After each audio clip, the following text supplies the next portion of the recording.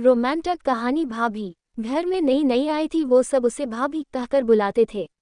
नाम था सिया। उसकी मुस्कान में एक अजीब सा सुकून था, जैसे बरसों की थकान को पल भर में मिटा दे। मैं आरव कॉलेज से लौटकर अक्सर छत पर चला जाता था, लेकिन अब छत पर जाने की एक और वजह भी थी, सिया भाभी। वो शाम को पौधों में पानी देती और मैं बस चुपचाप किताब खोलकर बैठ जाता, पढ़ता कम, उन्हें देखता ज्यादा। एक दिन हवा कुछ ज्यादा ही ठंडी थी। मैं स्वेटर लाना भूल गया था। तभी पीछे से आवाज आ, इतनी ठंड में ऐसे बैठे रहोगे तो बीमार पड़ जाओगे। मैंने मुड़कर देखा, सिया भाभी हाथ में शॉल लिए खड़ी थी। ये ले लो, उन्होंने हल्के से मुस्कुराते हुए कहा। मैंने हिचकते हुए शॉल लिया।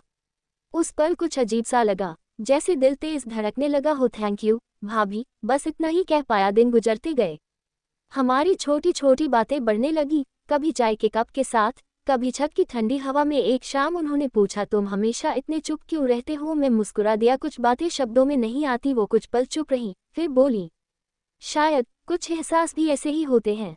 उस दिन पहली बार हमारी नज़रें थोड़ी देर के लिए ठहर गईं। कोई गलत भावना नहीं थी, बस एक अनकही समझ, एक अपनापन। समय के साथ मुझे समझ आया, हर रिश्ता अपनी जगह खास होता है। कुछ रिश्ते नाम से नहीं, एहसास से खूबसूरत होते हैं। सिया भाभी आज भी उसी तरह मुस्कुराती है, और मैं आज भी छत पर बैठकर उस मुस्कान में सुकून ढूंढ लेता हूँ। वक्त धीरे धीरे बदल रहा था, और शायद हमारे दिल भी। अब छत पर बैठना सिर्फ आदत नहीं रहा था, वो इंतजार बन गया था। सिया भाभी भी जैसे उस समय का इंतजार करने लगी थी। हमारी बातें अब हल्की फुल्की नहीं रहीं, उनमें गहराई आने लगी थी। एक दिन बारिश हो रही थी। हम दोनों छत के कोने में खड़े थे, चुप, लेकिन बहुत कुछ कह रहे थे। आरव, उन्होंने धीरे से कहा, अगर कुछ गलत महसूस होने लगे तो क्या करना चाहिए? मैं समझ गया था वो क्या कहना चाहती हैं, पर जवाब देना आसान नहीं था। शायद दूर हो जाना चाहिए, मैंने नजरें झुकाकर कहा। उनकी आंखों में हल्की नमी आ गई। और अगर दिल ना माने तो? इस बार मेरे पास कोई जवाब नहीं था। अगले दिन से सब बदल गया। भाभी अब छत पर नहीं आती थी, बातें भी कम हो गईं। घर वही था, लोग वही थे, पर एक खामोशी हर कोने में बस गई थी।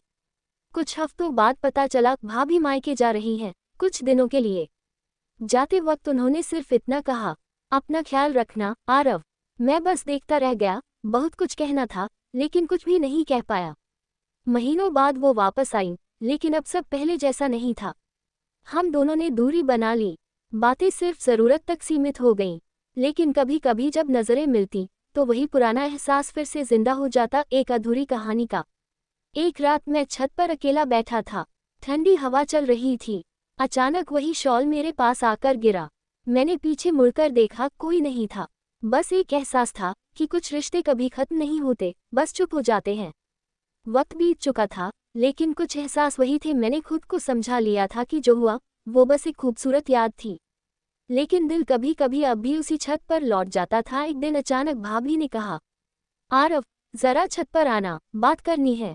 दिल फिर से तेज धड़कने लगा, जैसे कोई पुरानी कहानी फिर से जाग उठी हो। मैं छत पर पहुंचा, वही ठंडी हवा, वही जगह, और सामने सिया भाभी। कुछ पल तक हम दोनों चुप रहे। फिर उन्होंने गहरी सांस ली। हम दोनों जानते हैं, जो भी था वो गलत नहीं था, लेकिन सही भी नहीं था। मैंने पहली बार उनकी आंखों में सीधे देखा। हाँ, वो बस एक एहसास था जिसे नाम नहीं मिल सकता। उनकी आंखों में आंसू थे, लेकिन इस बार वो कमजोर नहीं लग रही थी, बल्कि मजबूत थी। आरव, उन्होंने कहा, कुछ रिश्ते दूर रहकर ही खूबसूरत रहते हैं। अगर हम उन्हें बचाना चाहते हैं, तो हमें खुद को बदलना होगा। मैं हल्का सा मुस्कुराया। शायद यही असली प्यार है, जहां हम पाना नहीं, समझना सीखते हैं। उस दिन हमने कोई वादा नहीं किया, कोई कस्में नहीं खाईं। बस एक फैसला लिया कि हम अपने रिश्ते की मर्यादा को कभी टूटने नहीं देंगे। समय फिर आगे बढ़ा। अब हम पहले की तरह खुलकर हंसते थे, लेकिन दिल में एक सीमा के साथ। वो अब भी मेरी सबसे अच्छी दोस्त थी, और मैं उनका सबसे भरोसेमंद साथी। लेकिन अब उस रिश्ते में कोई उलझन नहीं थी, सिर्फ सम्मान, अपनापन और सुकून था। एक दिन उन्होंने मुस्कुराते हुए कहा, देखा, हमने अपनी कहानी खराब नहीं होने दी। मैंने जवाब दिया, हाँ, हमने उसे सही मायनों में खूबसूरत बना दिया। सब कुछ धीरे धीरे संभल गया था, या कम से कम हमें ऐसा लगने लगा था। मैं और सिया भाभी अब अपने रिश्ते की सीमा समझ चुके थे। हंसी थी, बातें थीं, लेकिन दिल अब काबू में था। लेकिन जिंदगी कब सीधी चलती है। एक रात घर में सब सो चुके थे। मैं पानी लेने नीचे आया, तभी ड्राइंग रूम की हल्की लाइट जली हुई थी। वहां भैया बैठे थे और सामने सिया भाभी। उनकी आवाज धीमी थी, लेकिन शब्द साफ सुनाई दे रहे थे। सिया, मुझे सब समझ आता है, भैया ने कहा। मेरे कदम वहीं रुक गए। तुम दोनों कुछ गलत नहीं कर रहे, लेकिन जो अनकहा है वो भी कभी कभी बहुत कुछ कह देता है। सिया भाभी की आंखों से आंसू गिरने लगे। मैंने कभी मर्यादा नहीं तोड़ी, भैया ने हल्की मुस्कान के साथ कहा। मुझे पता है, इसलिए तो मैं तुम दोनों पर गुस्सा नहीं हूँ, बस डरता हूँ कहीं ये एहसास तुम दोनों को तोड़ ना दे।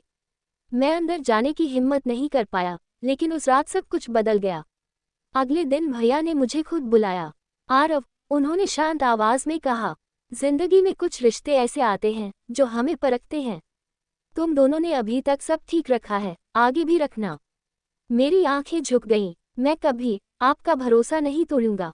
उन्होंने मेरे कंधे पर हाथ रखा। मुझे तुम पर भरोसा है। उस दिन के बाद एक और बदलाव आया। अब हमारे बीच सिर्फ समझ नहीं, बल्कि एक जिम्मेदारी भी थी। भाभी की मुस्कान अब भी वैसी ही थी, लेकिन उसमें एक सुकून और था, जैसे कोई बोझ उतर गया हो। कुछ महीनों बाद मेरी नौकरी दूसरे शहर में लग गई। जाते वक्त भाभी ने वही पुरानी शॉल दी। याद के लिए उन्होंने हल्की मुस्कान के साथ कहा। मैंने कहा, अब ये बस एक याद नहीं, एक सीख है। भैया ने गले लगाते हुए कहा, अब तू सच में बड़ा हो गया है। ट्रेन चल पड़ी। मैं खिड़की से बाहर देख रहा था। घर, लोग, वो छत, सब पीछे छूट रहा था। लेकिन इस बार दिल भारी नहीं था।